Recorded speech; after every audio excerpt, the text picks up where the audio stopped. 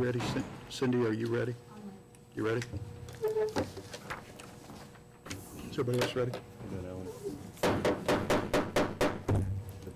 Good evening, everybody. I'd like to call the regular commission meeting for the City of Coffeyville to order. If you have cell phones, please either turn them off or put them on vibrate.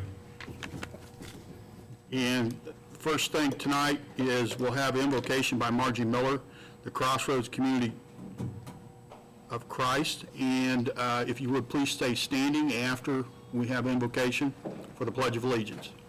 Margie? Let us pray. Dear Lord, once again our commission meets to conduct a business for our community. And as we work together to do that, we pray that each commissioner and each citizen treat one another with dignity and respect. We pray for each commissioner. Their responsibility is awesome, and we ask your Holy Spirit to influence each one, that the goal of each will be to do their part to build a better community. We know that as we work to build community and come to consensus on issues, the community becomes unified and benefits, and that as well is our prayer. Yes, Lord. So may your Holy Spirit rest on each of us, and may we each be aware of its influence. We ask it in the name of Jesus. Amen. Amen. I pledge allegiance to the flag of the United States of America and to the republic for which it stands, one nation, under God, indivisible, with liberty and justice for all. Thank you, Margie. Amen.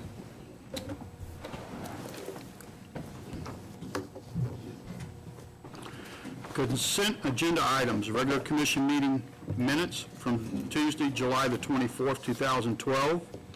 Special city commission meeting minutes from Tuesday, August 7th, 2012.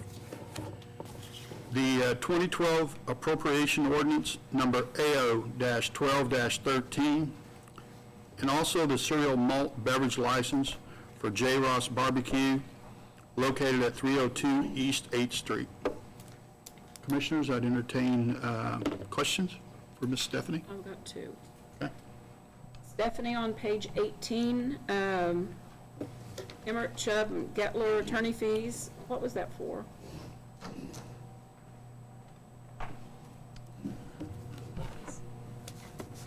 That was a case where our public defender had a conflict of interest, so the judge appointed Mr. Gettler with that firm to represent the defendant. Okay. And so that was his bill, and the defendant was ordered to pay his attorney fees. Okay. And then on page 42, R&R Products, a bed knife for $175. Bed knives are used on the greens mowers at the golf course. Okay. It the rollers sit and the bed knives at the bottom, and then when the roller goes across, the grass is cut on the bed knife. Well, I figured it had something to do with mowing, but I'd never seen this item before, and Yeah. I was curious. Just curious. Thank you. Question? Jim? Let's see, make sure I've got it right here. On page 2, payroll distribution summary, there's a $12,000 difference just from one pay period to the next. Was that, what caused that? We've had a lot of overtime with the power plant running. We've also had a lot of overtime with the water leaks that we've been experiencing. So just depending on how those, the run days of the power plant and, when the leaks were, it makes a difference in the payroll amounts. Okay, all right. Next one on page 4, there's under the Aquatic Center, petty cash, ice, bulk ice for the pool concessions. Just a question, over the long haul, has we ever looked at whether it would be cheaper to have our own ice machines out there rather than purchasing? We have an ice machine out there, but it has quit working, and so while we're trying to find a replacement, they've been purchasing the bulk ice. Okay, so that is in work then? Yes. Okay, thank you. It has been replaced. It was replaced this week. Okay, thank you. Page 5. I'd already discussed this earlier with Cindy, but just looking around town at all of the limbs that are laying all over the place. Is there any way we can get any help to picking up these limbs aside from twisting the homeowner's arms? I mean, it really looks bad with all the limbs and tree limbs down all over town. I realize if they're in the street, I mean, we go around and pick them up, but there's an awful lot of branches and limbs, and it just doesn't look good. Is there anything that can be done about that at all? That'd be a code enforcement. That's a code enforcement issue. If you start picking them up, then we would always pick them up. But we don't want to jump on that tiger's back. Okay.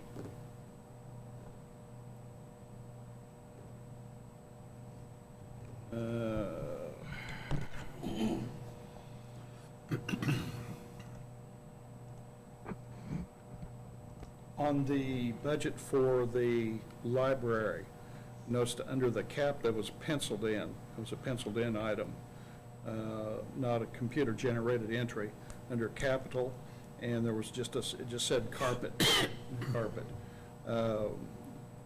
Is that for carpet in the regular portion of the library? Because I was over there the other day and it looks like they've got duct tape holding duct tape down. Yes. They've had that on their list for several years, and we've looked at the price of getting carpet, looked at the price of having the movers to come in and move the shelves of carpet. It's another one of those items that's just continued to kind of year after year end up on the list, and we've never got the repairs or the improvements made. Is there any plan to do that even partially? That's part of the, it's on the list for the capital improvement project that the commission discussed taking to the citizens for a vote. Okay. And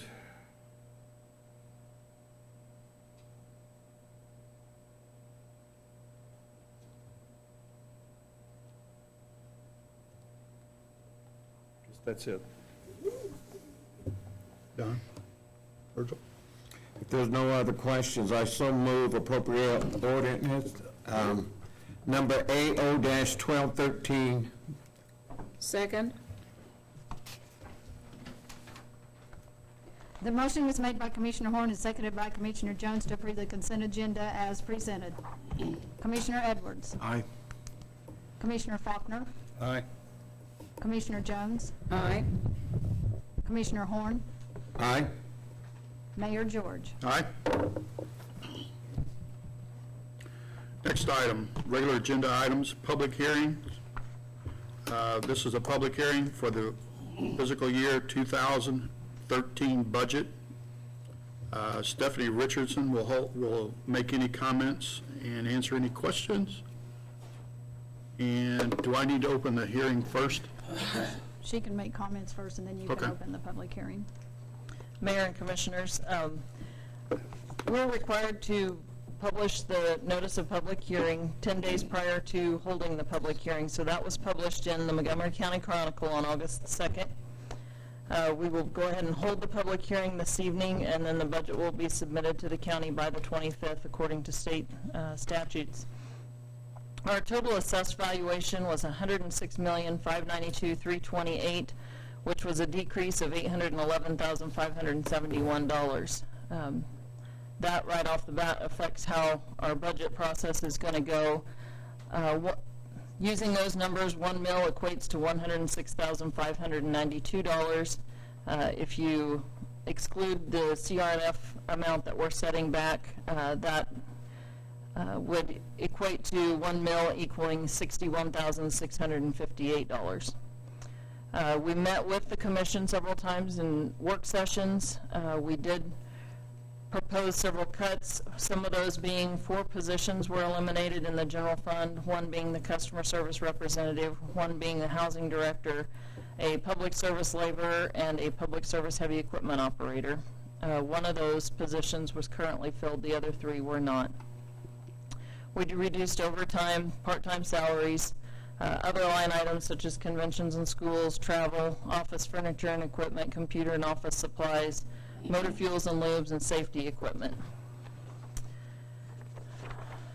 The results of our budget meetings came down to the commission chose to lower the mill levy from our current mill levy is 39.114, and it was lowered to 37.8, which is 1.314 mills. We ended up with a total budget of $84,671,041, and of that, the electric utility is $57,455,481, which is 68% of our total budget. This results in total ad valorem tax of $4,029,242. Of that, the library receives $341,857. The CRNF setback is $1.7 million, so it leaves us with usable tax dollars of $2.2 million. Our total estimated mill levy rate will be, as I said, 37.8, and that will vary depending on what the final assessed valuation is that is completed at the county. We will receive that in October usually. If you have any questions, I'd be glad to answer those. And like I said, we need to go ahead and hold the public hearing this evening to get any input. This one, as you were rattling off the list of things that we directed you to cut, I didn't hear the unused cell phones. Were those, were we able to identify any cell phones that are not being used, that were eliminated? We have gone back through, Chris has been helping me with that process, and we have found a few that we think we're going to be able to eliminate. Okay, I think thank there were 3. And we were down to nickels and dimes. Mm-hmm. Thank you. And Stephanie, just for the record, what was this year's mill levy? 39.114. So that's a decrease of what? 1.3, I have it here somewhere. 1.314 mils. Okay. Thank you. Any other questions? Questions before we open the public hearing? I'll open it. Again, tonight, what we're doing, you set the tax dollars that we're levying, so that will be setting that $4 million number. And again, the mill levy will adjust according to what that estimated final valuation is in the county, so. Okay, I'd like to now open the public hearing on the 2013 budget. Any questions or comments? If anybody from the public would like to make a comment, just come to the podium, name, address. Would that be about the ordinances or just about the public budget? This right now, Mike, is just about the budget.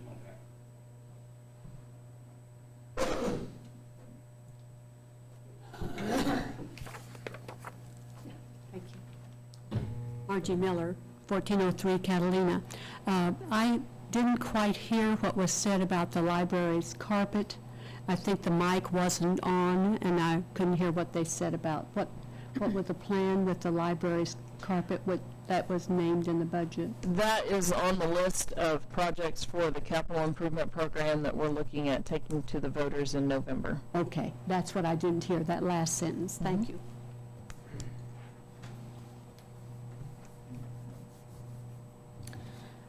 On one item on the budget, I was remember a few meetings back, we had a discussion of the reserve, Coverville's funds reserve, and I'm wondering how much reserve will be on this budget. You know, I believe the CPA said they needed a minimum of 3 months reserve funds, and we were down to less than 1. Was that addressed in this budget? As far as the CRNF setback or general fund reserve balance? General reserve funds. The general fund was actually lowered to make the mill levy decrease. It was as, And so Along with all we're of cutting so close to the bone that if we have any hiccup in any hiccup in the taxes, are we still gonna have enough funds to operate the city safely? we budget for delinquencies in the taxes. Okay.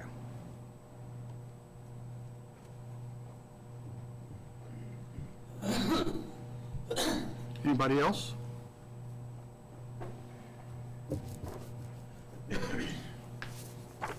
Hearing none, I'll close the public hearing.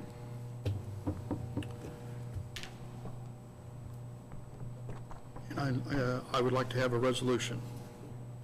Before we vote on this, I'd just like to state, we are setting back roughly 20% of the protested amount from the nitrogen facility, correct? We set back 80%, Or, I'm sorry, we set back 80, and Right. we're budgeting to spend 20%. 20%. So the $1.7 million, this budget includes spending authority for $400,000. One of my concerns, and I'm only stating this because this meeting's being broadcast, and the media, some of the media is here tonight, so the city staff and my fellow commissioners have heard this before. My concern is, that's not 100% our money. And this budget spends 20% of it. And my concern is, I have several concerns. The first of which is, I don't believe you spend money before it's really 100% yours. This could end up being borrowed money. My second concern is, I firmly believe in tax abatements to induce business activity which will help enhance our community and grow our tax base. And in my own opinion, the reason that we want to grow our tax base and the reason that I favor using tax abatements to do that is so that in the end, when the tax abatement ends and the abated property comes onto the tax rolls, everybody gets a little bit of break. The city gets a little extra money, but the property tax, the people who own property should see some reduction in their property tax. What disappoints me is the city for years now has chosen to spend 20% of this money each year, and instead of turning that 20% back to the taxpayers in the form of decreased taxes, we've chosen to spend it ourselves. And I feel like that was backwards. I think if we felt the need to spend any of that protested money, we should have used it for decrease in property taxes first. And frankly, the school district and the college should have done the same thing. And I know and I appreciate that the commission and the city staff worked for a 1.3 mil decrease, but by our finance director's numbers, that $400,000 could have affected a 4 to 7 mil decrease if we had turned that 20% back to the people. That would be significant tax relief. Now, here in a little bit, we're going to discuss water and wastewater rates. And we're going to hear city staff they're going to make the numbers dance, and they're going to tell us how, well, it might look like 25% on the surface, but really it's not a lot of money. And frankly, to a person who lives in a $50,000 house, a 1.3 mil decrease isn't really a whole lot. But a 7 or an 8, 9, or 10 mil decrease, I'm sure would have been very much appreciated by the taxpayers. And if the college and the school district could have also decreased their mills a few each, our taxpayers in 2013 would have seen some real tax relief. But they didn't.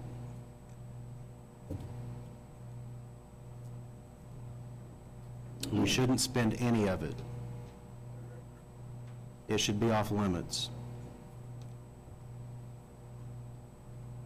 Anybody else?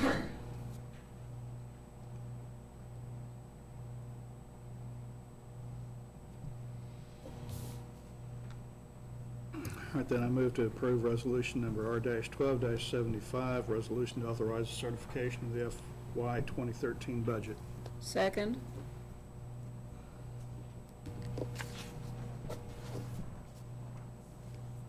Motion was made by Commissioner Faulkner and seconded by Commissioner Jones to approve resolution number R-12-75 for adoption.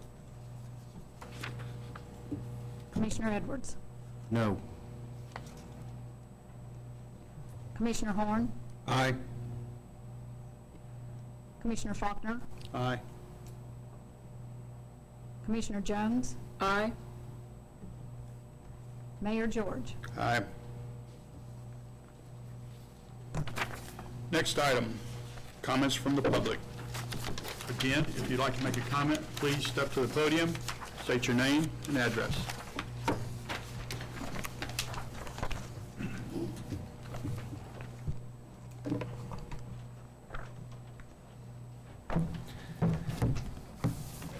My name's Mike Cordray, 500 Michelle Lane, Coffeyville, Kansas, and I'm here representing CNR Partners, Varsity Car Wash at Woodland and Klein.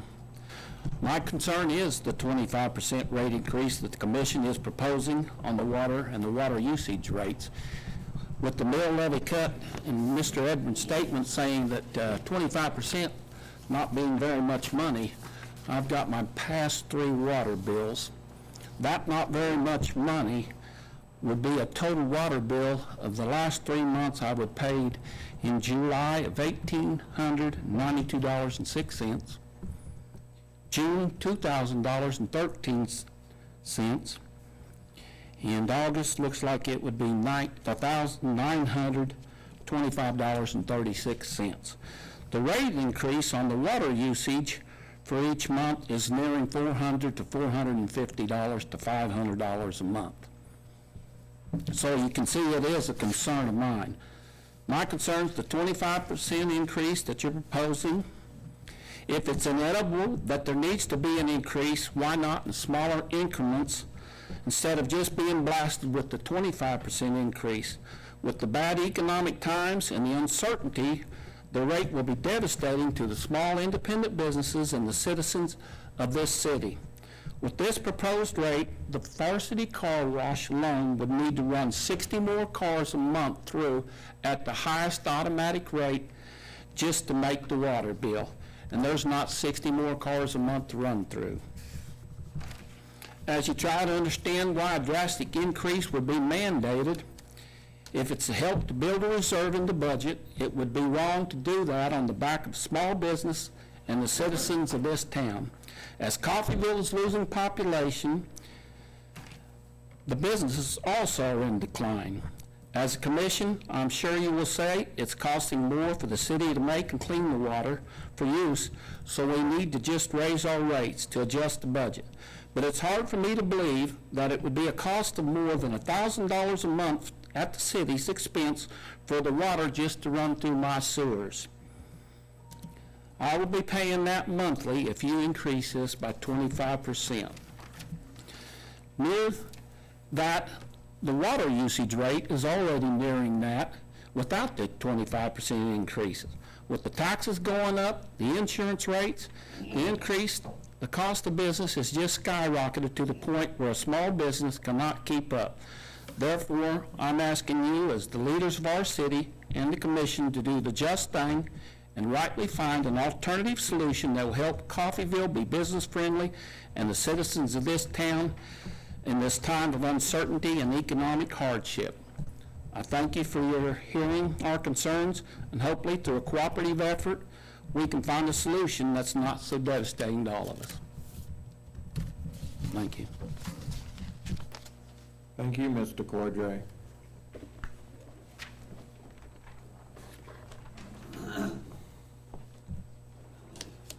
Good evening, Commissioners. I'm Mary Wilson. I'm being asked, where is the farmer's market? Where did you find a place for them?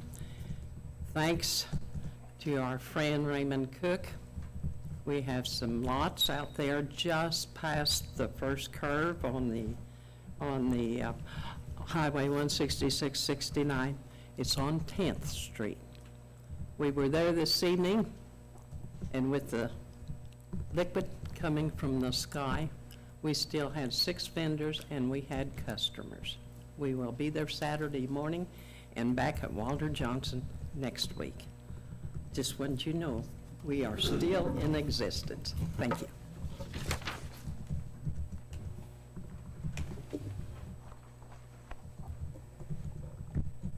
Anybody else?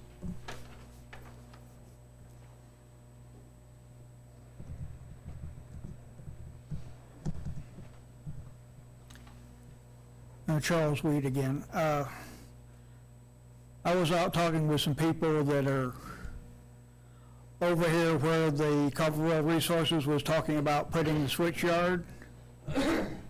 Information's come to my attention and has been confirmed that their rail switching yard is not going in as intended. It's being moved north of the city up on the Mueller property just south of the tree dump. But it's also come to my attention that Codified Resources is still buying up the Greenbelt properties. Now, I put those together, and I'm wondering just what Codified Resources is planning on building there now that they're not putting in the switch yard. And just a request of information on what their plans are. We have no idea, Charles, and at what point they would have to come and get a building permit and go through the process of everything. But as I understand it, though, the new property where the new switching unit will go on is county? Yes. That's in the county, so That's correct. we don't have any impact there. Right, that's correct. We have no say there. The area that they did acquire and that was authorized to be used as a rail yard is still subject to the covenants that were put into place at the time that they made that request. As I understand, there was a discovery of a gas line or a high-pressure gas line running through there that, with the rails that would preclude it from... That's my understanding. Okay. The next question is, did they know that was there before? I don't know the answer to that. The answers are, yes, they knew the high-pressure gas line and the sewer line were there, but they found out it was going to cost $600,000 more than budgeted to protect those lines when they put the rail system in.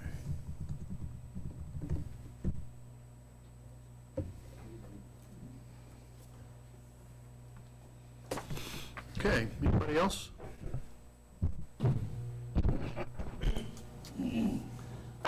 Mary Kay Brandenburg, 3611 West 4th. It will seem rather trivial with the important business this evening, but it was my understanding that a decision would be made on whether to kind of renege on the pool hours. Am I misinformed on this? That there was going to be a conversation about closing the pool early? Mm-hmm. There is? Okay. Then I would like to ask that you stick by the plans that were made and the plans that were advertised to be open until September 3rd. I know there are many birthdays that are planned there. Children would be enormously disappointed. Families I know have made plans around the rodeo and around different things going back to school, and they were rather shocked when, after advertising in the paper and on the doors here at City Hall and on the Coffeyville channel, that those hours might be changed. So I don't really want to beg, but ask politely that y'all stick with that plan. I'm certain that the plan wasn't to make more money, seeing as how it's in competition with the rodeo and everything else, that it was just a good thing to do for the community. And it is a good thing to do, and I hope you stick by that. Our problem is, though, whether or not we're going to have to go into water rationing. That's the issue. And that wasn't, you weren't aware of that, not you all weren't aware of that? Back in May, no. Okay. Wasn't this dry in May? No, that's true.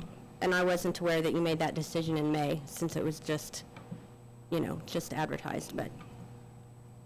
To keep the pool open until Labor Day, we made that decision before the pool ever opened. Okay. In fact, I think it was Commissioner Edwards that brought it up to us, and that's what we were going to try to do. Okay. Whether or not, I don't know. It'll be up to the commissioners tonight to make a decision on what we do. Okay. Well, I hope it works out. I know there are a lot of people counting on it. Thank you.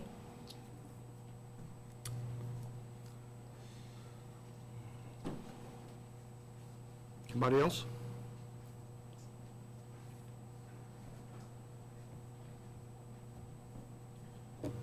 I'm Steve Westervelt.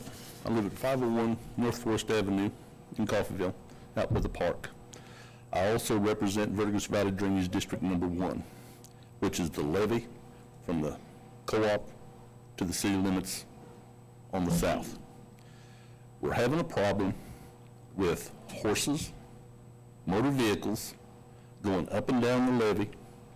They don't go on the toe of the levee. They want to take the horses up the front of the levee or down over the backside towards the river.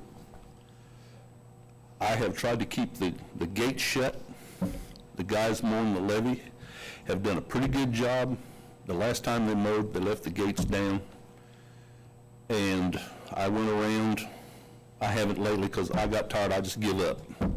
You can't run everybody off in there. And last year during Fair and Rodeo, I talked to Joe when he was chief, and he had some of his officers on those scooters and stuff. Every once in a while, they would come over and check the levee just to keep the horses and stuff off of it. My question is there an ordinance against being on the levee with animals and motor vehicles? When the riprap was put in down below for flood control, they gravelled the top of the levee. People see that, hey, it's a road. Well, they get down there, and there's no way to get off.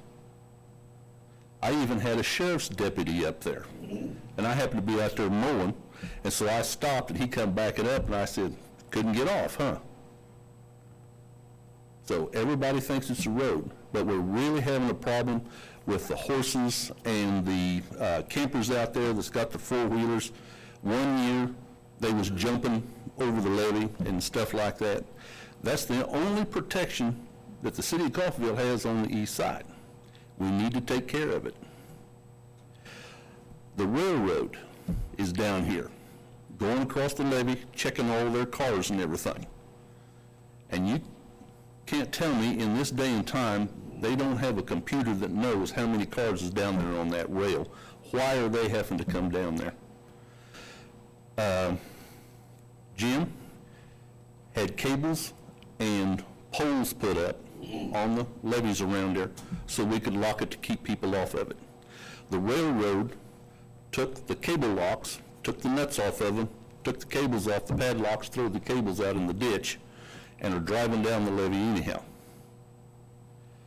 So I have went to MOPAC, I went to Wadco up at Cherryville, up at their offices, asked them to stay off the levee.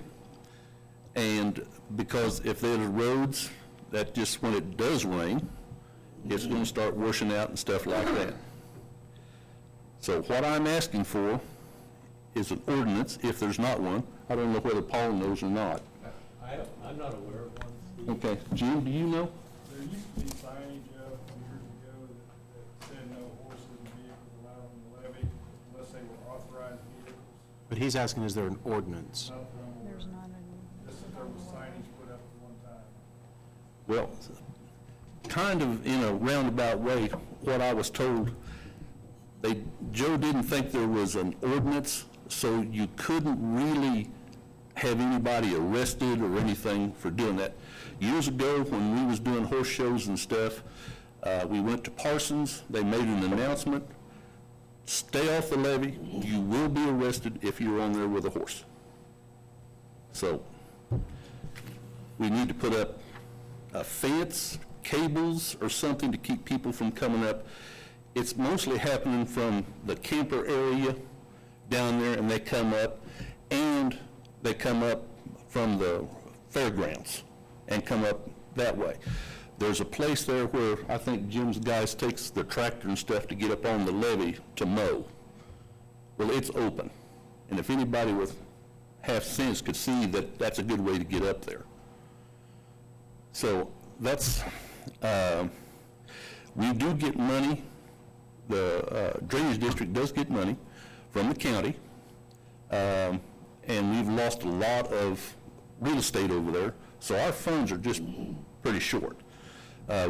We're supposed to give the city $5,000 a year to mow the levee for us. And I haven't paid Cindy this year because we're short of money. And I haven't been to the county to get my last draw on the account and stuff, so.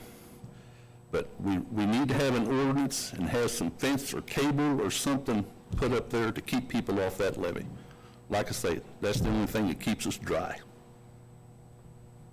Thank you. Thank you, Steve. Thank you.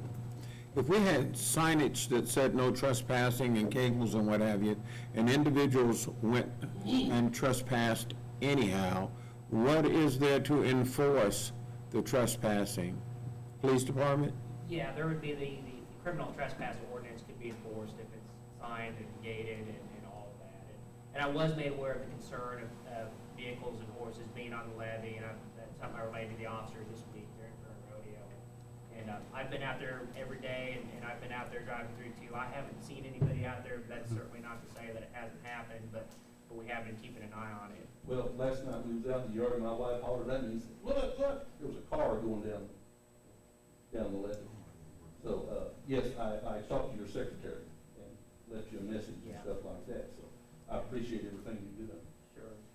Well, we will continue to watch that as well. Thank you. Is the signage replaced? Is the cables put back? I know at one time there were signs that said do not enter on the cables. I do know they were having issues with the railroad over on the south side. They've had several meetings with them. They claim they have to count the cars that's backed up. That's why they claim they physically have to go down through there and count them. That's what they told us in the past, but that end has been an ongoing problem with the levee and the railroad. So, but Chuck and I can get together, we can see what we can do about the cables and I know research and ordinance. Yes, and I do know the area that Steve's talking about where our tractors gain access coming in off the park. That's one that I think it could be corrected also. What's our position with the railroad? Excuse me? What's our position with the railroad counting their cars there? Just a question. Yeah, I don't know where we could, how we could address that. We have to give them access to the rail, I think, but there is roads that go down to a certain point to their rail. Some cross the levee. Right. Some of that may be a matter of convenience for the person that's actually got the clipboard. I know what you're talking about there. In a previous lifetime, probably about 1,000 years ago when I was in college, I worked for the MOPAC one summer in a position that was called a car clerk. And it was my job to walk every single mile of every single track that the MOPAC had here in Coffeyville and on a clipboard that wound up being pretty thick, write down the numbers of every single car every day. And it was for accounting purposes, car rentals back and forth between the railroads. So I know what they're doing, but the fact that somebody is up there roaring down the levee in a car to get their job done, I don't have a whole lot of sympathy for that. Well, if they don't go down Jim's little driveway there, it might get a little exciting when they go down over the front of it or something. But the deputy had to back up to 8th Street. And Marshall told me at one time that the railroad said the levee was put on railroad property. So they have access to it. Actually, the railroad's on levee property. Yeah, that's what I thought. But that's what Marshall said. He thought it was on, the levee was on railroad property. And then I've heard both ways. Well, you got it half right. Yeah. It's the other way around. We had heard that too, but when we researched it, actually the railroad is on levee property. Well, they even went down there and pulled one of the posts out of the levee, which creates a hole for water to start working on the levee and stuff. But thank you, guys. We'll address these issues and Thank you. we'll make sure the cables are back up this week and try to correct some of the problems we're having. Now, I'll do the cables if you'll do the rest of it. I'll do the hard part.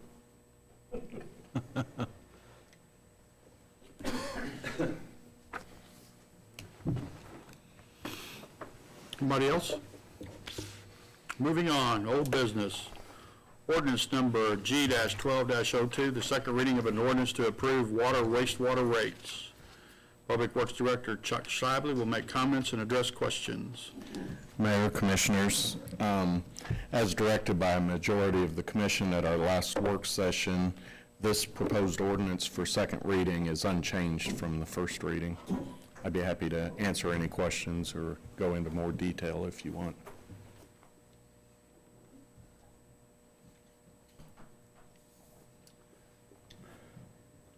I think I've said before, my basic position on this is that previous commissions didn't want to raise the specter, and we consequently find ourselves in a position where this kind of a rate increase is being presented. And I went back, personally, I went back through my own water, went through my own utility bills, and family of two, residential area. I do a modest amount of lawn watering, actually just flowers. Wife does maybe a load of laundry every other day or so. We're looking at 2,000 gallons, 2 units, maybe 3. So for this kind of an increase that's proposed for us at that level, not significant. The break point being probably where the real increase starts taking effect would be at 5,000 gallons as we had been briefed, jumping well over $10. But the most significant, as Mr. Cordray pointed out, was going to be for the high-end users, small business owners that are in a position where they're using large amounts of water. And I just wanted to go on record, again, as being opposed to this significant level of rate increase. I am in favor of incremental increases over the long term on an annual basis in order to keep pace with the rising costs of chemicals and the production. We all understand that at this point in time, it's costing more to produce the product than we are selling it for. But I'm still looking to staff to find a way through the end of the year to create what we used to call in the Navy budget work a bow wave. In other words, push something that's low priority downstream in terms of funding, so that dollars would be made available to mitigate this level of an increase. Something a $5 increase as opposed to a 10 for the 5,000 gallon, 5-unit residential user, family of 4 or 5. That's going to be a tripwire for them.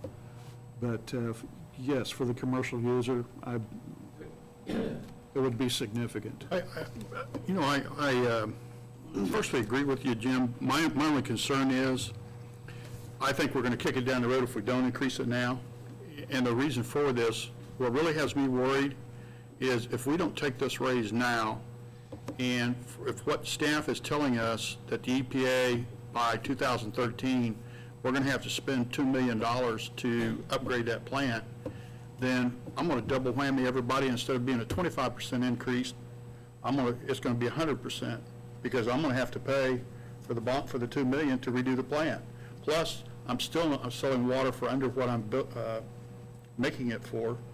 So that's my concern. I just can't see how we can kick it down the street again. In times past, we have kicked it down the street, and we have constantly said we were going to do incrementals, which we never did. No commission has done the incremental. We have attempted to do incrementals, and that's why we're in the shape that we're in today. And these unfunded mandates. With unfunded mandates. Yes. That really is what takes the toll on our community, the unfunded mandates by the Fed. And where you can really see that is our wastewater utility has almost $900,000 a year in debt repayments because of the upgrades that were mandated by the EPA. And we can't get around those. They're there. No, I mean, we have to repay the Yes. debt.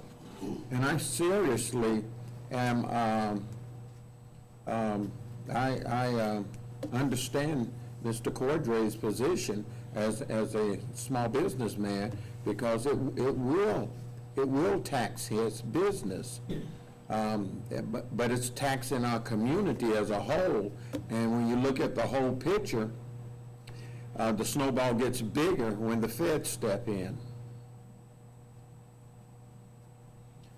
And so we empathize with you, Mr. Cordray, and as city leaders, I feel like that we are making one of the best decisions we can, and it's more than the water plant making money at cost. We're not just focusing on that, but also trying to keep up with the feds so our city won't go under. How did we arrive at the, how much did you say it cost us to produce 1,000 gallons of water? Or more importantly, that's not really my point. More importantly, how did you arrive at that figure? $4 and change. Yeah. Like 450 something. 457? Was that the number? Something like that. 58? 457, Right 458? around 460, yeah. How did we arrive at that figure?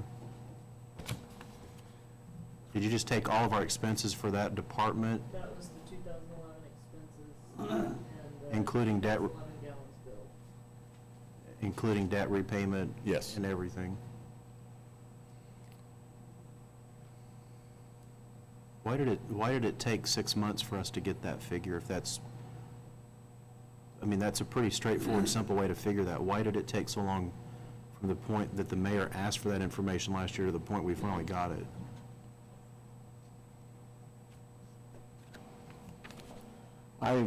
I can't really answer that because I'm not sure at what point the mayor requested it at this point. I just don't have anything showing me where it was requested. I don't know. I mean, obviously it is something that was very simple to come up with.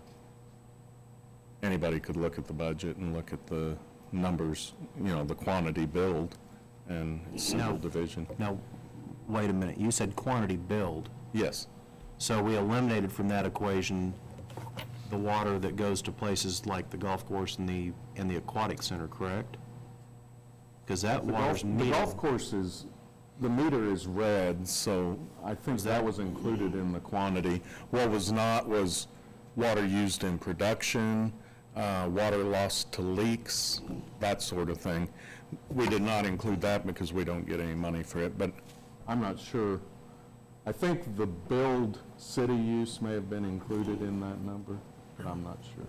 Or the unbilled, I guess would be the metered. Have we asked or looked at, just for comparison reasons, at how much it's costing other municipalities in the state of Kansas to generate their water?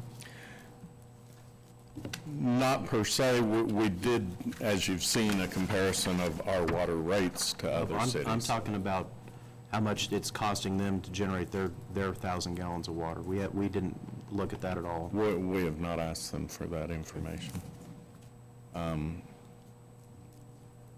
Theoretically, what they're billing their customers is what it's costing them, but you don't know that. Because things like transfers, we transfer funds to general fund and other funds, so I can't answer that.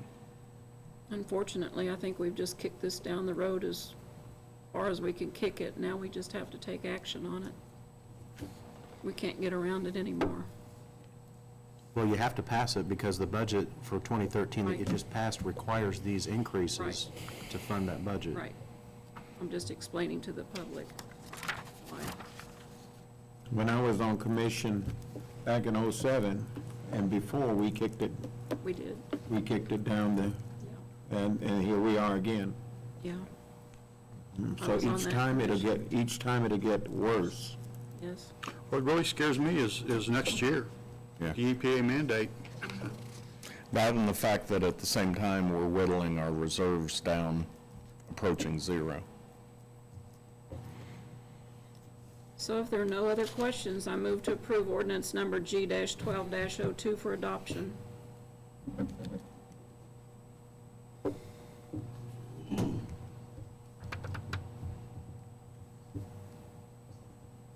Second. Motion was made by Commissioner Jones and seconded by Mayor George to approve ordinance number G-12-02 for adoption. Commissioner Faulkner. No. Commissioner Jones. Aye.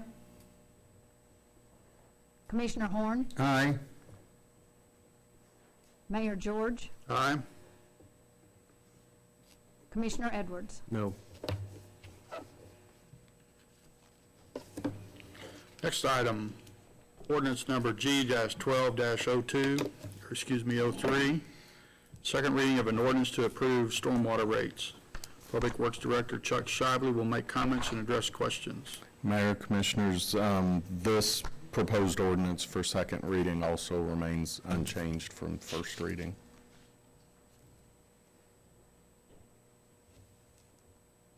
Can you just briefly, for people that might be watching or in attendance tonight that may not understand?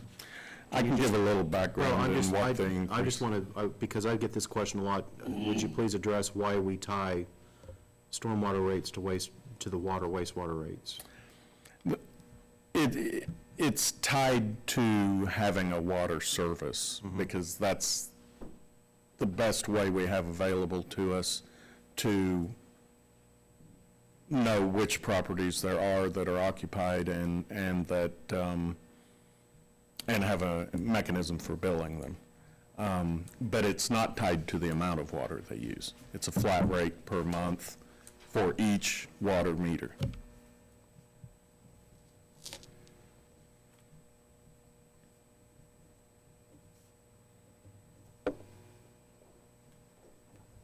Other questions?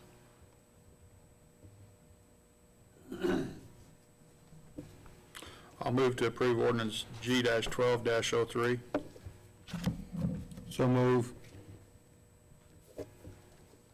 Motion was made by Mayor George and seconded by Commissioner Horn to approve ordinance number G-12-03 for adoption. Commissioner Horn. Aye.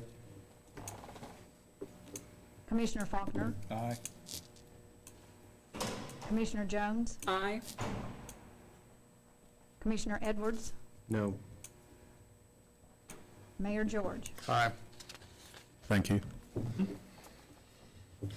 New business, ordinance number G-12-04, the first reading of an ordinance to approve the 2012 standard traffic ordinances. Attorney Paul Kreitz will make comments and address questions. Mayor and Commissioners, the League puts out the standard traffic ordinance and Uniform Public Offense Code, which we adopt the latest version on an annual basis, or at least a regular basis. We received the 2012 booklets. They incorporate the recent changes made by the Kansas legislature. Recommend we pass this ordinance as well as the next one for first reading this evening. They're housekeeping measures. There's no questions. I so move to approve ordinance number G-12-04 for first reading. Second. Would you like to include 05 while we're doing that? Yeah. Yes. Yes. Motion was made by Commissioner Horn and seconded by Commissioner Jones to approve ordinance number G-12-04 and then ordinance number G-12-05 for first reading. Commissioner Edwards. Aye. Commissioner Jones. Aye. Commissioner Faulkner. Aye.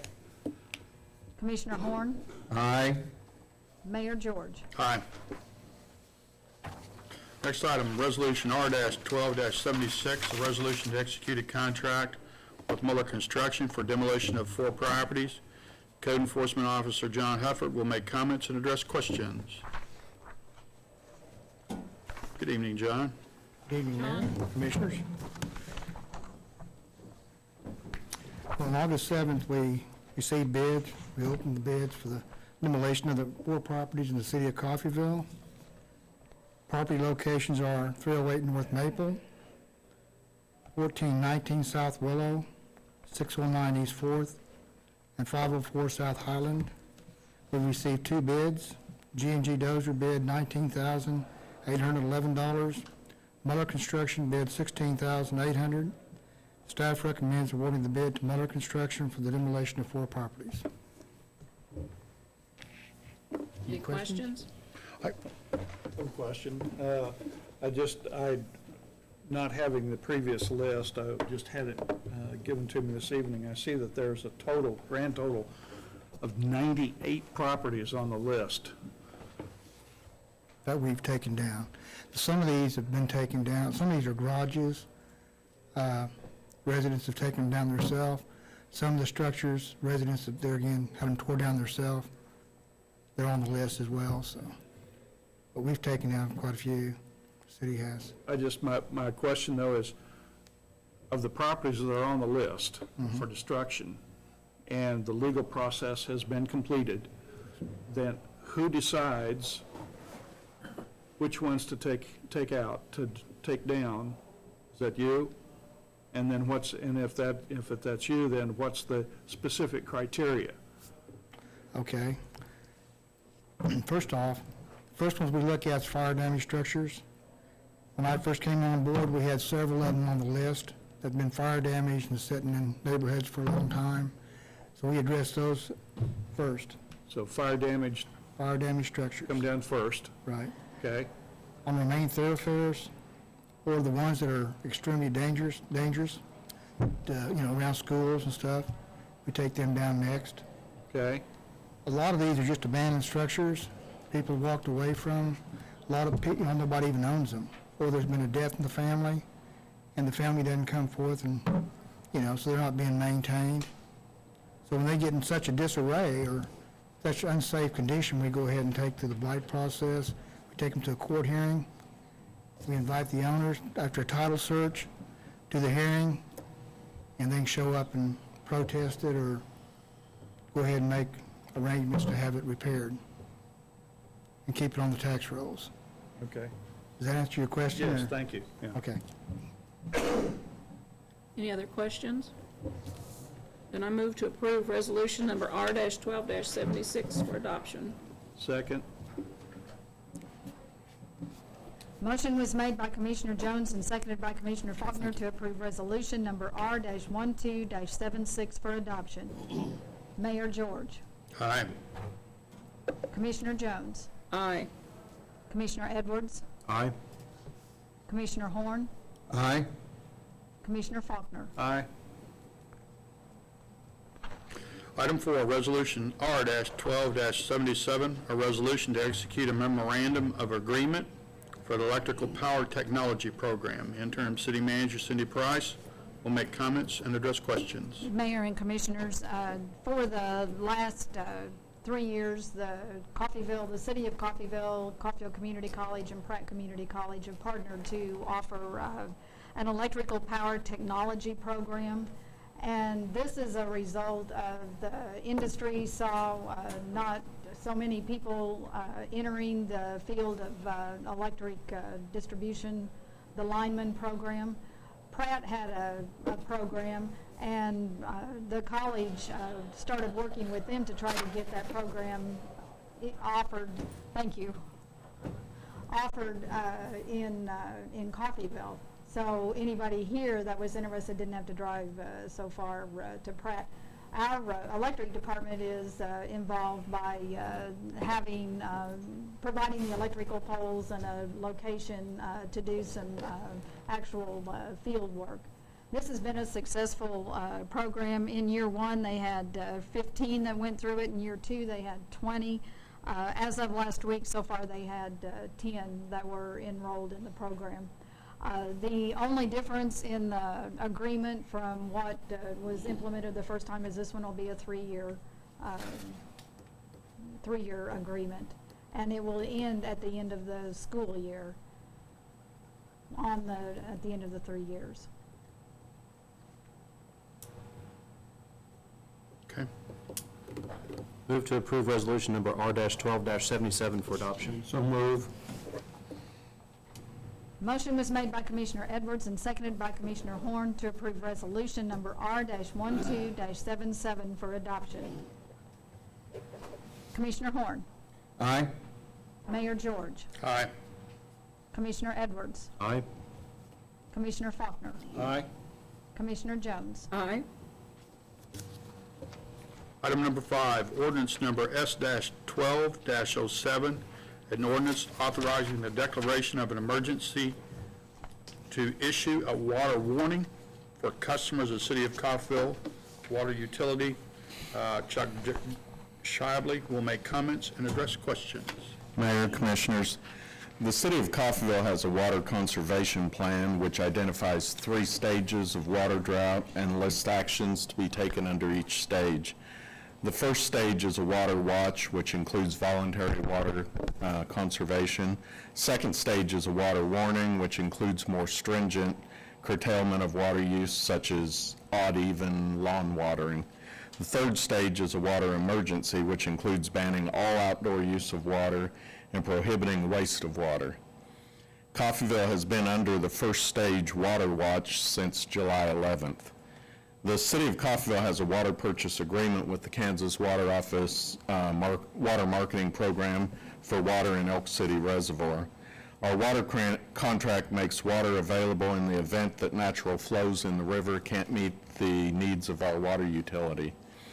Our contract is for up to 300 million gallons annually at 10 cents per 1,000 gallons.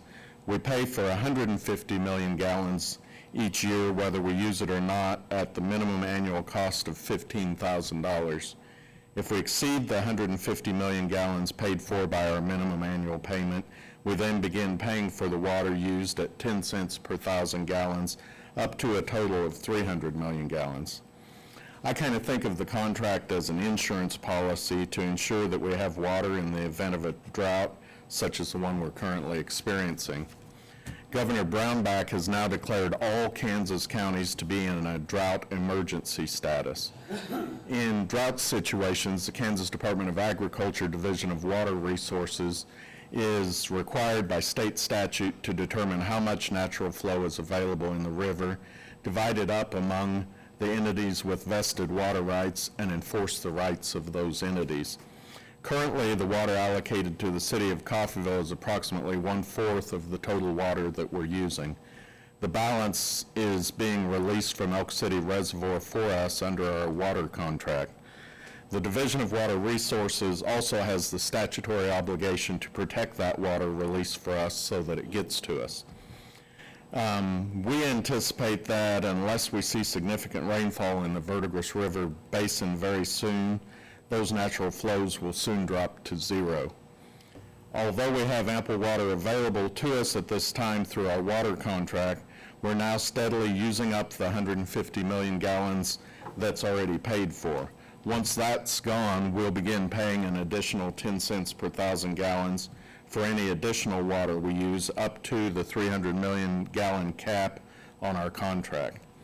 We've already used approximately 25 million gallons. If we receive no significant rainfall in the basin, the natural flows will drop to nothing and we'll be forced to pull all of our water from the water contract.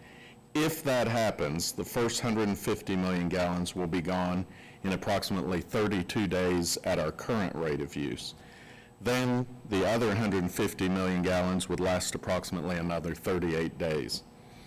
Those are worst-case scenarios, but there are a lot of variables that could change the number of days, such as large water leaks could reduce those number of days.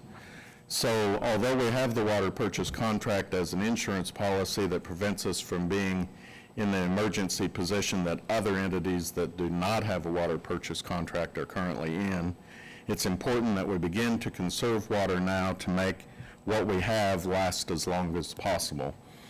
Tonight, we're bringing a proposed ordinance for your consideration that declares the city of Coffeyville to be in a water warning stage and implements additional steps to reduce water consumption and conserve the remaining water available to us.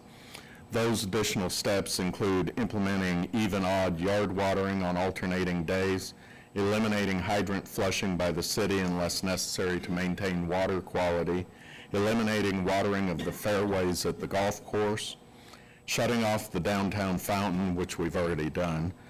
We have an alternate ordinance which also adds closing the aquatic center for the season to the list of steps to be taken.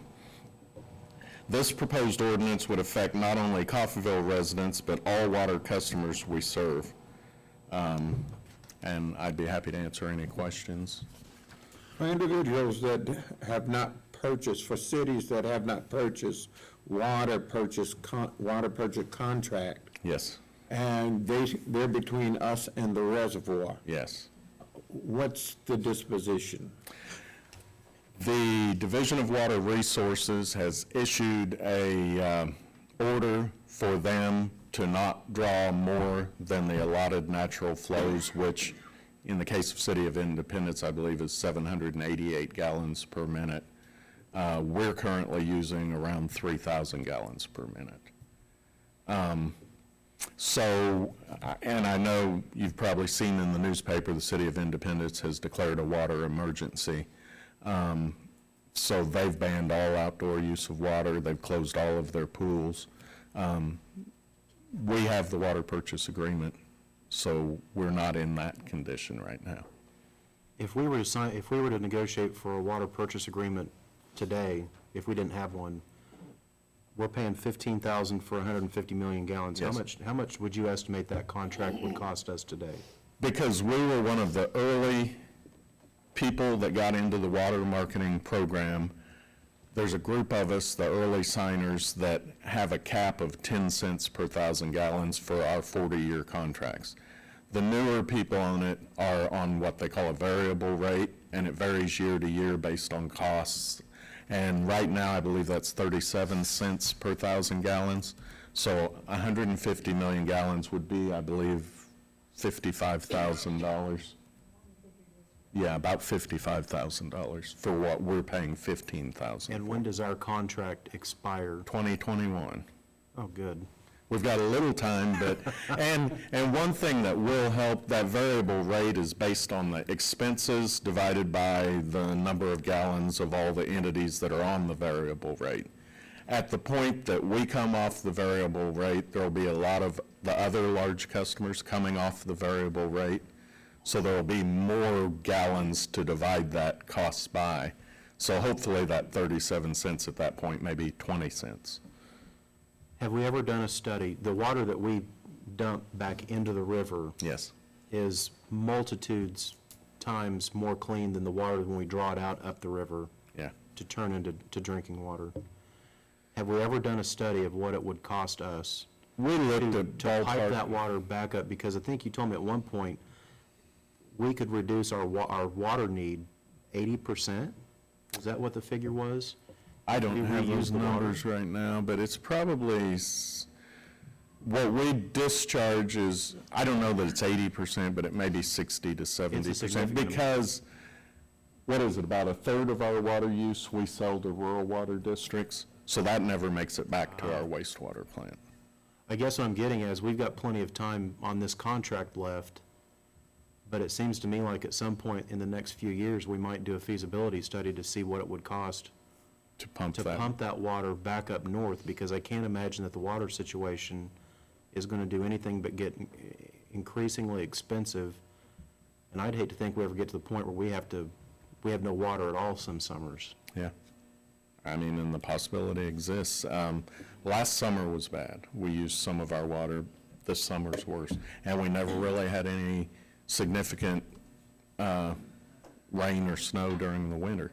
If you remember, we didn't have to clear streets hardly at all last winter. Chuck, what happens if we use our total 300 million gallons? I think we would probably negotiate an emergency water supply supplemental contract, which would probably be at 37 cents per 1,000 gallons. There is, I know because I'm on the Kansas Water Authority Public Water Supply Committee, and we just negotiated an additional contract with Coffeyville Resources, that there is still water available in Elk City Lake to be contracted. So, and my understanding is the levels are good in Elk City Lake as far as the water supply contracts go.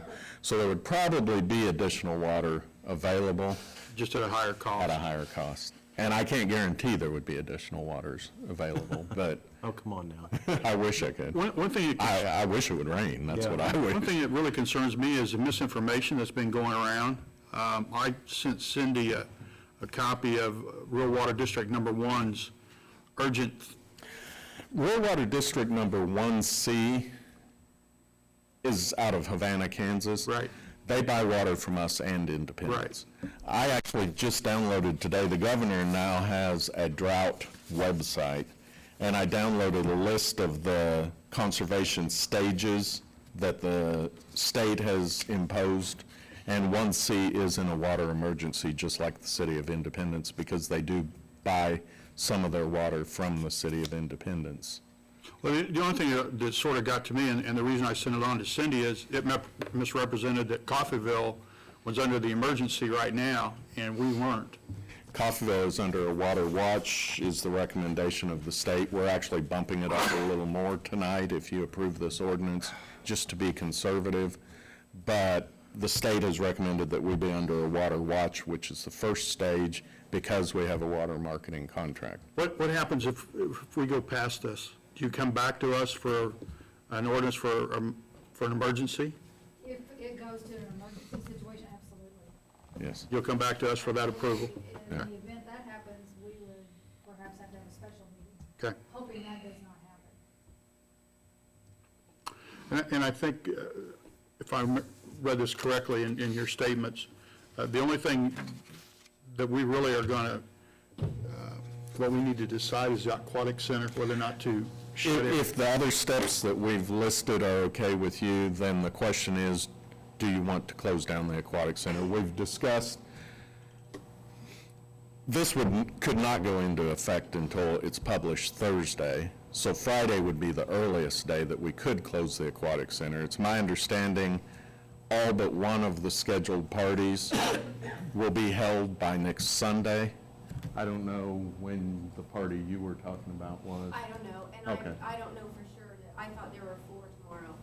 See, and we're definitely not going to be closed tomorrow. Can I just throw out something? Sure. I don't. Please step to the podium. Sorry. We got to get you on camera. Shall I wait?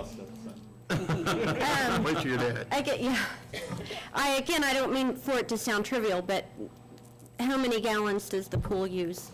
350 to 400,000 gallons a month. So in 2 weeks, 10 to 12,000 gallons a day. So it's between having fun or thought- taking a bath, drinking water. I don't think it's quite that serious yet. How many gallons does the city use a day? Where did the 3,000? The city uses about 4 million gallons. Okay. Where did I write down 3,000? Was that like per That was minute? gallons Per minute, okay. Again, I don't want to seem trivial, but if there's, we knew 2 weeks ago, or whenever the ads went out, that everything was dry, and that we were probably under a warning at that point. And I think it just looks bad. It's just sort of an example of other things that might look bad when you say, hey, guess what, city, we're doing this. Oh, just kidding. The water we knew 2 weeks ago or a month ago was in a bad spot, and now it's even worse, so we're going to renege on that deal. I think my whole idea is just like thinking ahead and not looking so, Do you have a party scheduled at the aquatic center? I don't, but I might. I mean, if it's open. No, I really don't. And I understand this is not, but I don't think we're to the point where do we bathe and do we drink water or do we go to the pool? Well, but Pool's I going to be think open I think- limited time until September 3rd. I really don't, I haven't made up my mind about this yet. I'm open-minded to keeping it open, but I think you calling it reneging implies that there's some malicious intent on the city. No. I don't like that word. Well, let's look it up. You get your little dictionary app out and we'll look up the definition. You're not helping your cause any right now. I'm not trying to be I might sorry. be the I'm only trying to person up there- lighten the situation I a might be the little only person bit. up here that's going to vote for you, but you're not helping yourself any. I'm trying to lighten it up a little I bit. I have an iPad. I have the dictionary app. If I had it up here, I'd look it up. I didn't mean to be offensive. So, there you go. The end.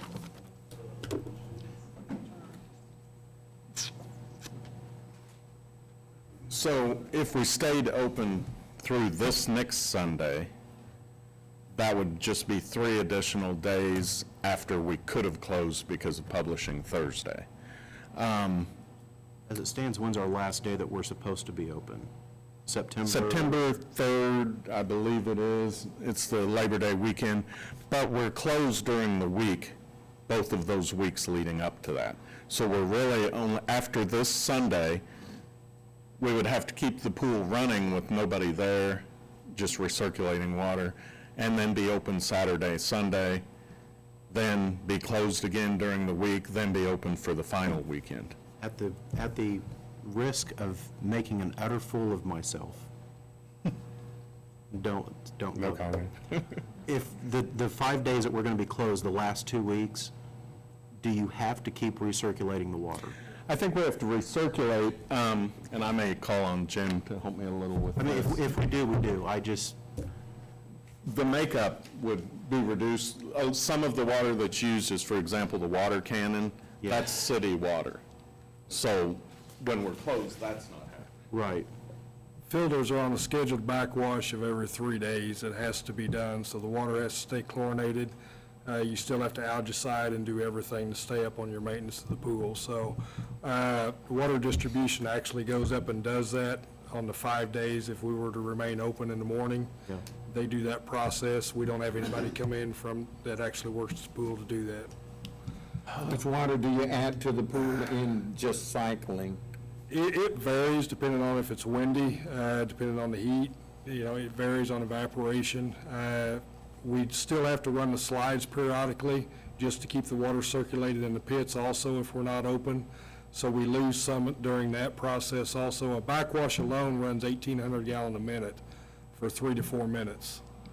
So, and that's done every 3 days, whether you're open or not. That's just to turn the sand over into the filters and get everything back balanced right, so. So we can't just shut it off for 5 days. No, no. I grew up in the country. We would have just shut it off. And I accept that that's not reasonable now, though. like Chuck was saying, we do have parties already scheduled, and Lana did do a good job to try to get that done this year. And, you know, if we were to stay open at least through Sunday, that would catch the majority of the parties, I believe all but one that's been scheduled. And there was one that was called in today that would like to have one tomorrow, but she held off until we found out what was going to happen tonight, so. But that would catch the majority of the parties, I believe all but maybe one or two, which isn't scheduled until August the 25th. Well, we're only talking, what, 2 more weeks 2 more weeks, so if you figured to the normal? 14 days at approximately 10,000 gallons a day, that's 140,000 gallons. Some of that number will be a little lower through the week. Right, because we're not back and splashing Yeah, out it's and just everything an else. When you're average. looking at our millions of gallons we're purchasing, 140,000 gallons would be 0.14 million gallons. So, I mean, it's not an insignificant amount, but it's not a huge amount. Attendance this week has been, you know, between, I think yesterday was almost 40, 39 or 40. Today it was right at 37.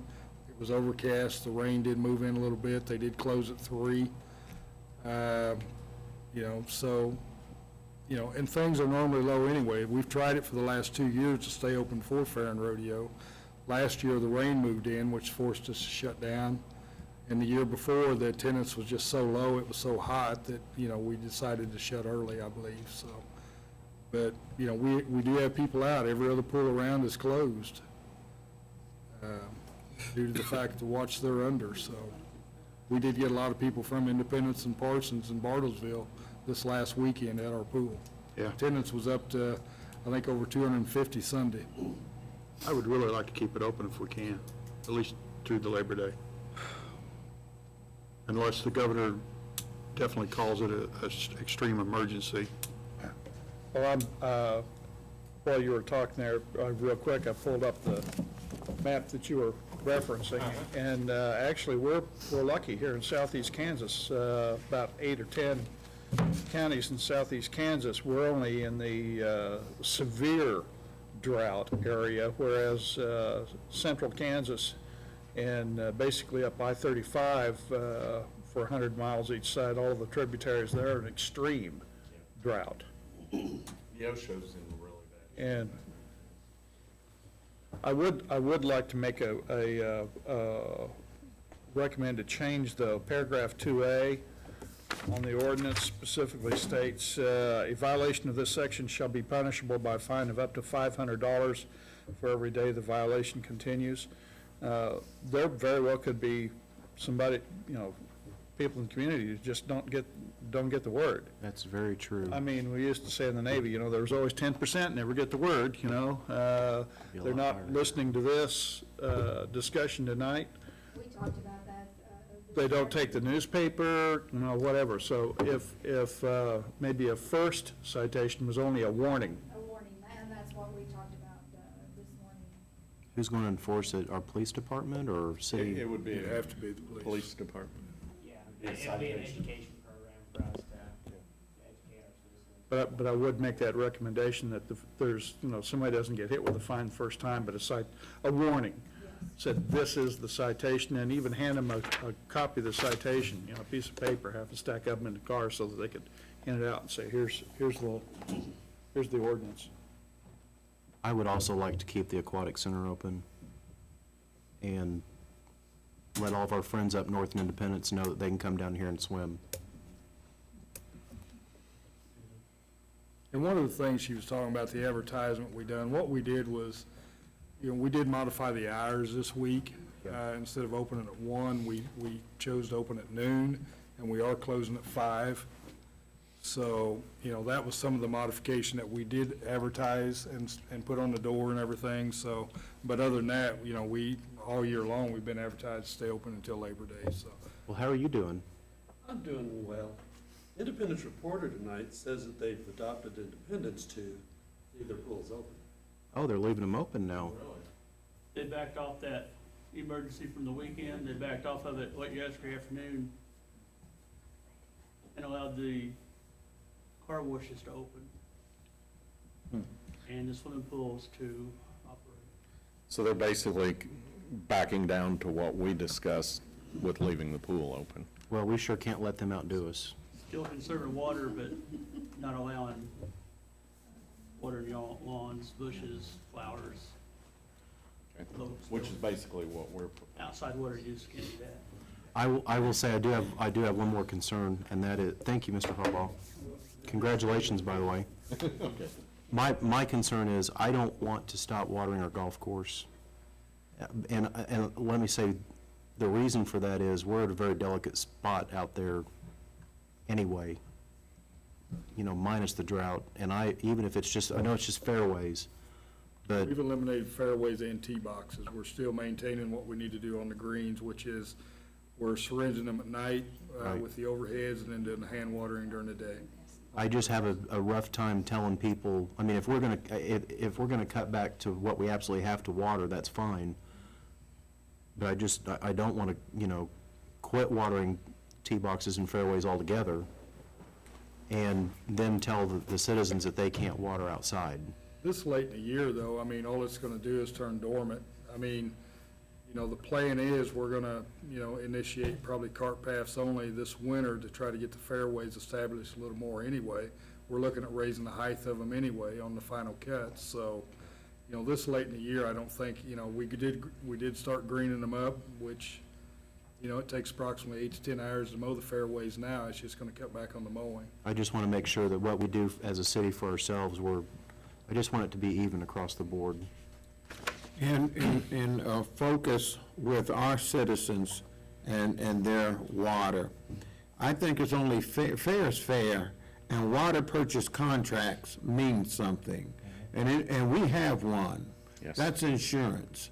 And individuals that don't have the foresight or don't have it, that bothers me a little bit, because that could hinder our water flow. And so that's my concern. And the sooner we could focus on that kind of thing to have some balance.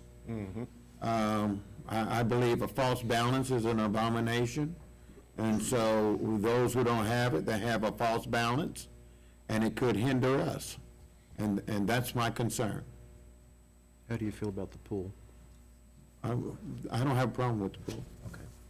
Now, this has been an unusual season, unusual Extremely. temperatures, no rain. I would be in favor of leaving the pool open till Sunday.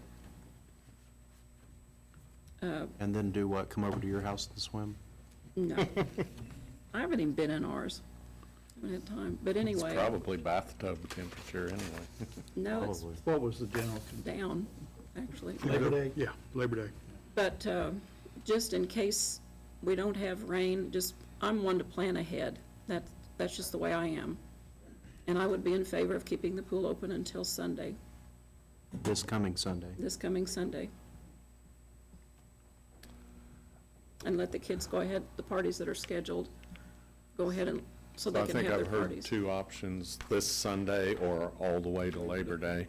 Closed during the week, just open on the weekends. The amount of rain we had today wasn't That's nothing. significant No, at that all. did nothing. Probably didn't soak in more than about half an inch. If it, before that came much, yeah.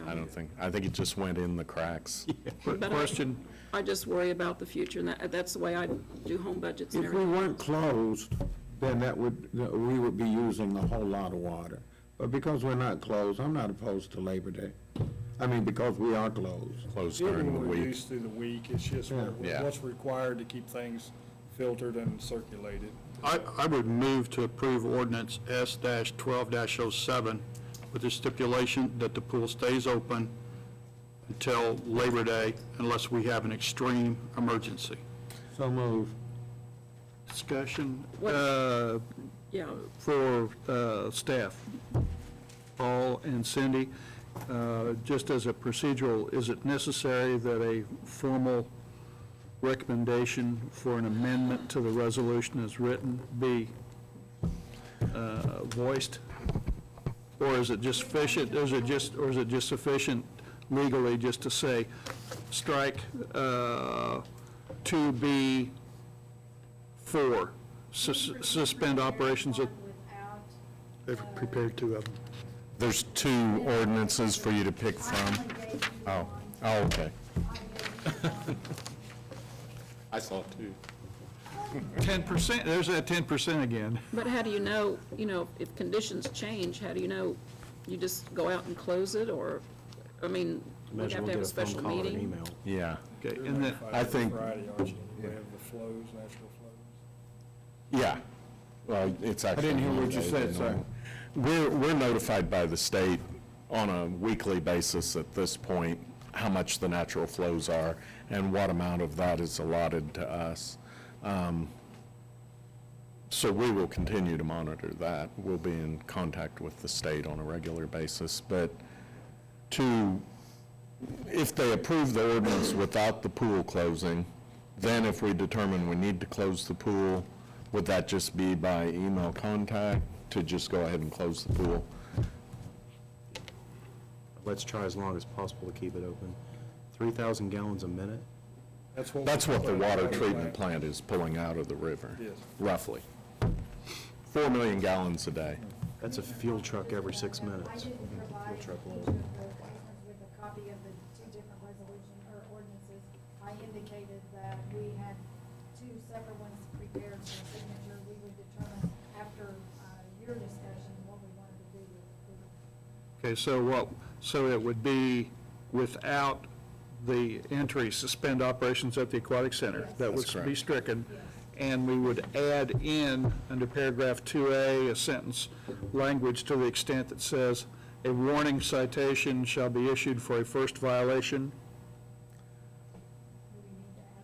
I think that would just be directed to the police, wouldn't it? Is it necessary to have that in the ordinance, or would that just be a directive to, okay, directive to the chief? And And I should, do want to note that we are adopting this ordinance with one reading, normally it takes two, but by declaring the emergency to adopt the ordinance, we can go ahead and do it tonight, so Okay. that makes it Okay. effective. And then it would be effective, actually, Thursday or Friday? It would be effective on publication, so it would be Thursday. and to be safe with the kids' parties, maybe on the scheduling, not past Sunday in case, so you don't have disappointed kids, I mean. They're on the calendar, they haven't put any money up or no deposits. Okay, Mom okay. will stay in contact with them. Okay. They might want to, if the weather turns bad, they might cancel themselves out, and hopefully they'll give us notice, and we'll know in advance. Just as long as they know kind of where we're standing with this. Have we looked- Motion was made by Mayor George and seconded by Commissioner Horn to approve ordinance number S-12-07 for adoption on an emergency basis. Commissioner Horn. Aye. Commissioner Evans. Aye. Commissioner Faulkner. Aye. Commissioner Jones. Aye. Mayor George. Aye. Thank you. Thank you, gentlemen. I just want to note that we will be putting all of this information on the website, and that's going to be the best place for our citizens to find the immediate information. We'll keep that updated, and of course, we'll notify the media, send out notices. We'll do that on a weekly basis as long as this is going on, so that the public, we keep it in their mind. And we will be sending out letters to the city of South Coffeyville, the city of Gearing, and our 5 rural water districts that we provide water for, giving them a copy of this ordinance so that they can in turn notify their water users. Do we have a Facebook page for the city? Yeah. We do, and everything You that don't- is, that you don't have goes liked it? on the, Guess not. on the city's website, on the news flash or the spotlight, that's immediately pushed out to Facebook and Twitter for those that have a Twitter account. If Yeah. they're- Of course, if they're signed up. You get a Twitter account? I'm not a twit. Nixle, and Tweet, that's- tweet. Yeah, we'll send the Nixle out, which that's really immediate to. Okay. Number 6, Resolution R-12-78, a resolution to execute an agreement letter with Liberty Hotel Group. Attorney Paul Christ will make comments and address questions. The Liberty Hotel Group has requested to have an option on the northeast quadrant of 8th and Northeast Street, which is south of the Bricktown Lodge Motel. The proposed purchase price is $275,000. The option is conditioned on a favorable market study, a favorable third-party feasibility study, and the buyer obtaining financing. They are required to go through those steps and come to a decision within 90 days unless we agree to an extension. But basically, if you approve this option letter, the property will be unavailable to others for a period of 90 days while they do their due diligence, and if everything works out, hopefully we'll sell this piece of property to the Liberty Group for hotel development in the future for $275,000, which I think is a pretty good price. Good salesman.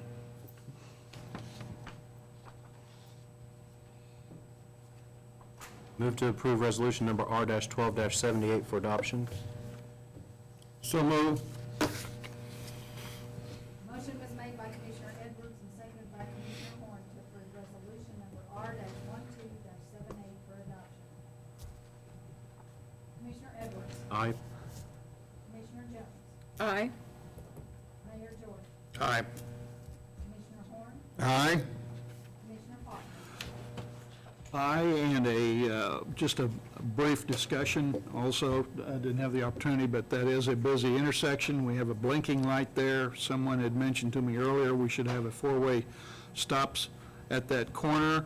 I broached the subject earlier, and I understand now that since that is both a state and a federal highway, we have to get approval from the state before we can put any kind of stoplight at that intersection, and that has been unsuccessful in the past. And with the addition of this, hopefully with the addition of this hotel property, we will in fact be able to get a 4-way stoplight installed at that corner, but that's requires permission from the state. I vote aye. We will work on it, sir.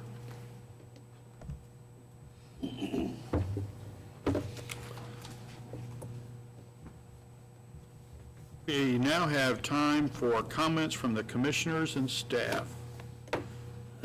How would staff like to go first?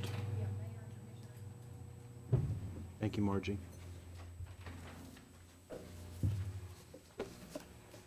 I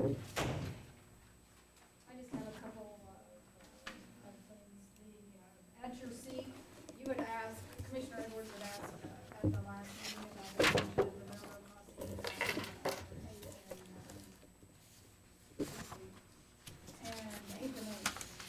8th and Santa Fe. And the engineering department contacted the railroad, and what engineering did was send them a list of of the railroad crossings, and in the remark column is what WACO put in, what their plans are. So at 8th and Santa Fe, it appears they're forecasting the crossing replacement within the next 90 days. And this was dated July 25th of 2012. So when they came to us and were here in person late last year, early this year, they told us it would be done by July of this year. And because I'm a kind-hearted Christian person, I'm now supposed to forgive them for not doing it and believe them when they say now it's supposed to be done in the next 90 days.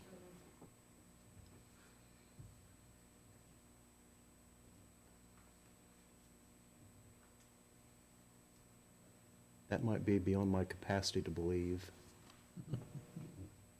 I can still hope, though. The Public Service Department has been busy removing the slabs and concrete foundations from the city-owned property in the flooded area. And Jim reported today that probably by tomorrow, if not by tomorrow, by the end of the week, they will have all of the slabs and the concrete, the sidewalks coming out of the house, where the house was, up to the sidewalk. So they've been getting a lot of that accomplished. Our electric plant is running, the power plant's running 24/7 right now, at least through Friday, and then they'll be notified if that will continue.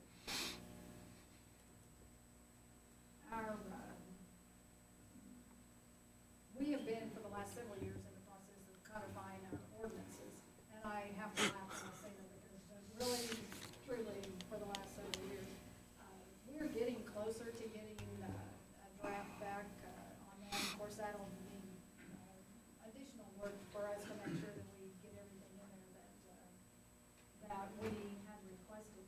I'm hoping by the end of the year or the first quarter of next year that will be finished. Really looking forward to being able to get those on the website so that people can have immediate access, not just the public, but the staff also, to our ordinances. When we did the codification, we did not include our zoning ordinances. Our planning and zoning director, Dennis Jacobs, has contacted Oxner, Hare and Hare, who did our comprehensive plan, to see about codifying our ordinances. So that is not really in the expertise of the League, with the League of Kansas Municipalities, which is codifying our regular ordinances. The cost, if Oxner, Hare and Hare did that, would be $15,300. So wanted to put that out to see if you're interested in us moving forward to get our zoning ordinances codified. I can't tell you when they were done last, but there really is some need to be modernized. I think our zoning has a classification for a blacksmith shop. So that may tell you how long it's been since we've had those done. And you can think about it, let us know if that's something you want to move forward with. We would get a contract and get started on that. Since you mentioned ordinances, I have what very well may be a rhetorical question, but do we have an ordinance that restricts the use of the first floor of downtown buildings as storage facilities? If not, we need it. No. We have an ordinance that prohibits the storage of anything that would be considered flammable, of course. I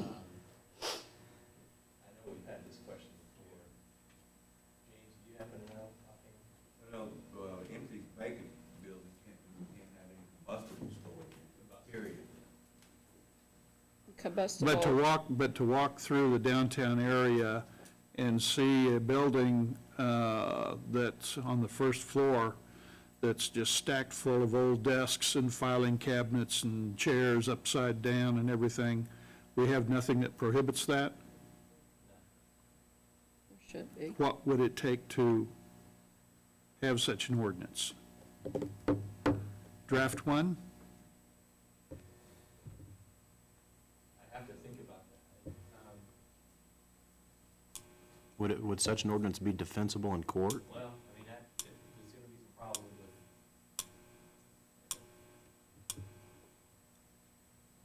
you have the power to enact, to use your police power to enact reasonable ordinances regarding the use of property. But, you can limit the use from zone to zone. I don't know about limiting the storage of material Well, then what about requiring property owners just to put up a curtain so that the trash and everything that's inside the building is not visible from the street? some sort of screening mechanism. Yes. Decent screening. Well, in the building in question, there are some of the windows on the second floor that aren't even boarded up that are broken out, I think. You're really, Let me look at that. And by, Please do. James, by flammable material, does that mean like lumber, or does it mean like flammable liquids? Lumber? not metal. Really? And then if you Doing would, accelerator. please, who would be the proper, which would be the proper office or department to coordinate with downtown Coffeyville to encourage the merchants and the owners of the building to clean up their sidewalks? There, I'm on the board. There is a cleanup where you get volunteers from different civic organizations to go down and clean up the downtown. Again, the rhetorical question. I know, The pigeon droppings are just terribly irritating. yes. Cindy, I'll leave that in your capable hands. No. Are you finished, Cindy? I have one more item. Do you want to, let's back up to the zoning. Do you want me to bring that back up at the next meeting? About getting our zoning ordinances codified? I think, You want to? I would like to think about it, personally. I will make note and ask you about that. Okay? The final, there is a special meeting next Monday, August the 20th at 4 o'clock, and that will be the review for the city manager applications When was that? at 4 o'clock next.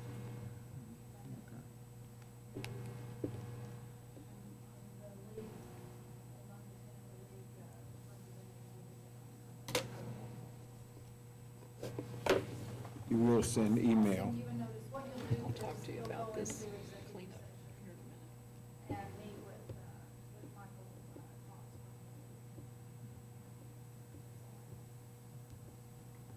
Commissioners? I've had citizens concerned about dogs roaming the streets at night and on weekends. When does our animal control officer work? Does he work set hours Monday through Friday daytime? When people know that, and apparently some of the folks in my neighborhood do know that, who own dogs, they just wait till 5 o'clock to turn their dogs loose. Is there not a way that we could change that schedule up once in a while to, for lack of a better word, trick people into, I mean, I'm not wanting to, I just don't want kids out playing in the neighborhood getting bit by dogs in the evenings. Don't officers respond to? We do. After those hours, officers will respond to animal alarm calls, and we've got access to the animal control truck if we need the truck to collect animals, so we do provide that even after hours. Did something happen to the sprayer that we purchased recently at the golf course?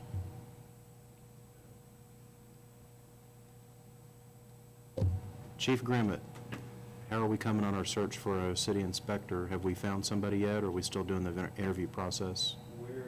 Still in the interview process. We have 3 more to interview tomorrow. Okay. One is by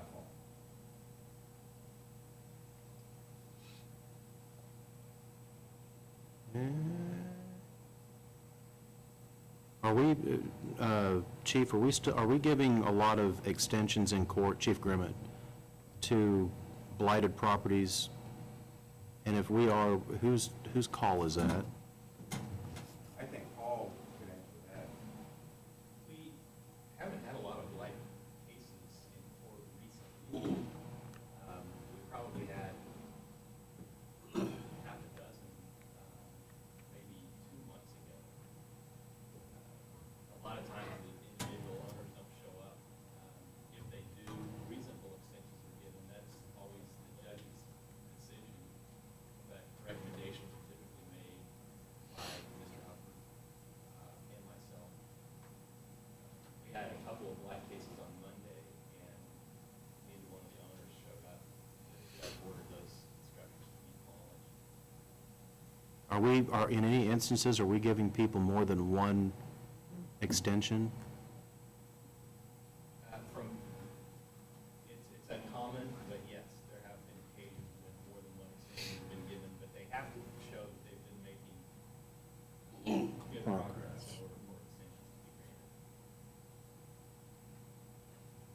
granted. I've had 2 complaints from citizens, one about 509 East 10th needing condemned, and another about a property on the northwest corner of, I lost it, Bradshaw, it's right near your house, 2nd and Roosevelt.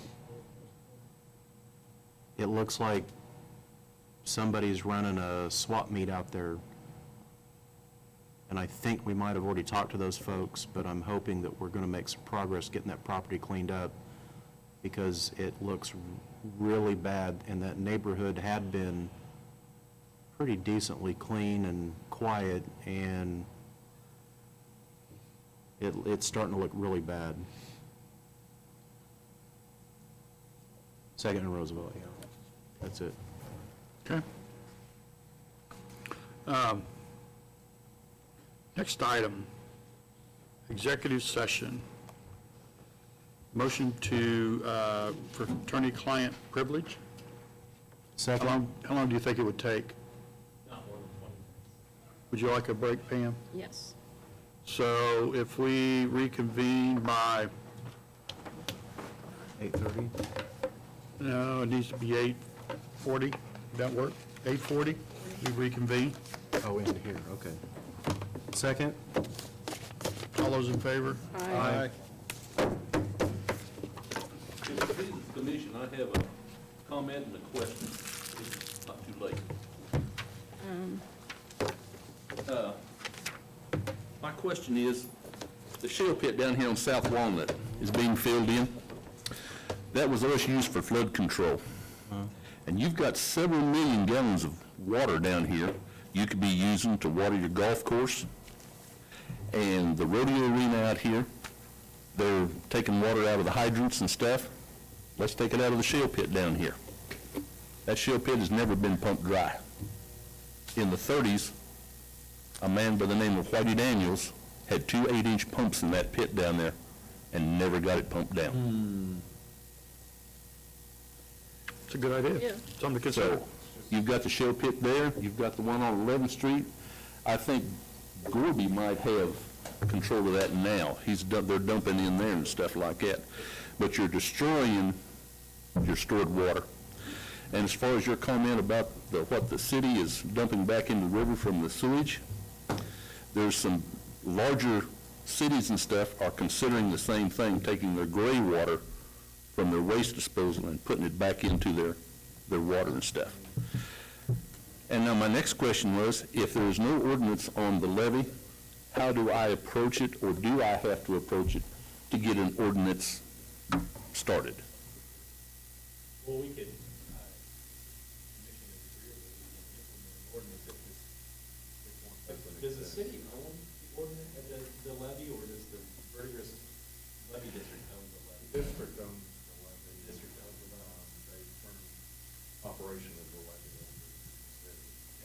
Corps did, didn't it, Chuck? I mean, as the owner, you The could, Corps never operated the levee. The Corps inspected, but it's not a Corps engineer's levee. It was privately built by a land use district. So it's their property. and all the levies in The the drainage district. So when somebody is on the levee, they're trespassing on their property. That's Right. And if it's out in the county and it's posted, then law enforcement can be contacted, they could treat it as If we just post it, we can enforce it. Well, see, our property actually goes across the levee and into the center of the river. So they're actually trespassing on our private property. If He you and his want- wife live right there. Yeah, but. They okay, live in between the that's- fairgrounds and the That was a river. good idea, though. That was my question.